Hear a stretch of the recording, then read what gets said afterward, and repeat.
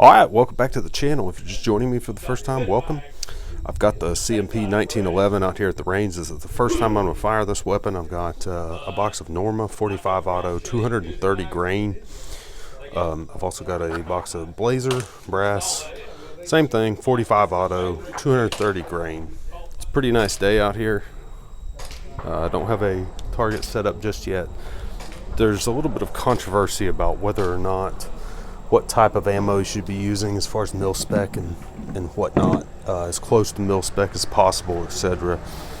So looking at the TM, the Army TM does not specify a grain weight in the bullet. It's got a few different types of ammo that you can use as far as blanks, full metal jacket, etc. But it doesn't really have what the grain weight is or what the specs are for GI ammunition. To my knowledge, that's not something that's readily available, so I'm going to use some basic 45 auto and we'll see how it performs. I brought my pistol shooting rest with me. I don't know that I'm going to do an accuracy test today. Today is more about functionality, just to make sure the gun works, and I'm going to put a magazine through it. First up, not really aiming dead center at the target. I'm going to put a few rounds down there just to check the functionality. I've got a target out there. It's about 12 yards, 10, 12 yards. So we're going to start there and we're going to see how it goes. Hopefully this thing don't blow up in my face.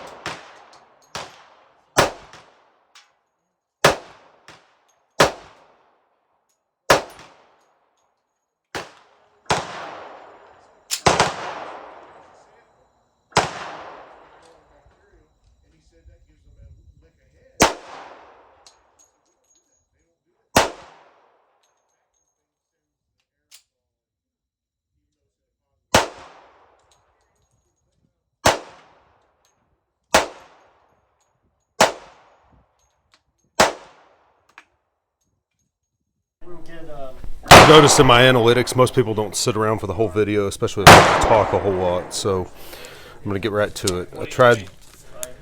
So far I've done 18 rounds of the Norma. Everything seems to be functioning okay. Had a couple where the slide didn't close all the way. I don't know if it was the ammo, if it didn't eject all the way or what. So I'm going to move on and try a little bit of the Blazer. This time I'll probably try to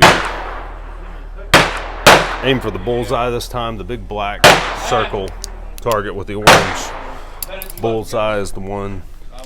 The other two there, those paper targets and the 4 on the bottom, those are the ones, those were already on the target stand when I got here. So that's kind of what I was aiming at. I was just shooting around a little bit just to test some functionality.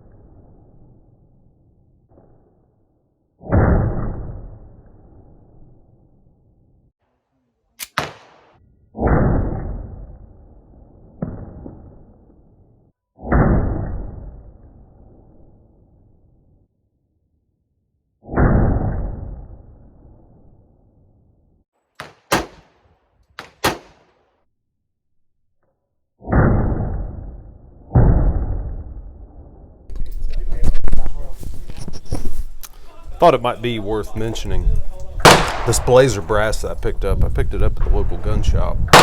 When I got it out, the brass looks terrible. I don't know if that's pitting or what, and even on some of the actual slugs itself, there's a couple little spots. I wouldn't think that would affect the functionality any, but you can feel it. It's almost some kind of rust or discoloration.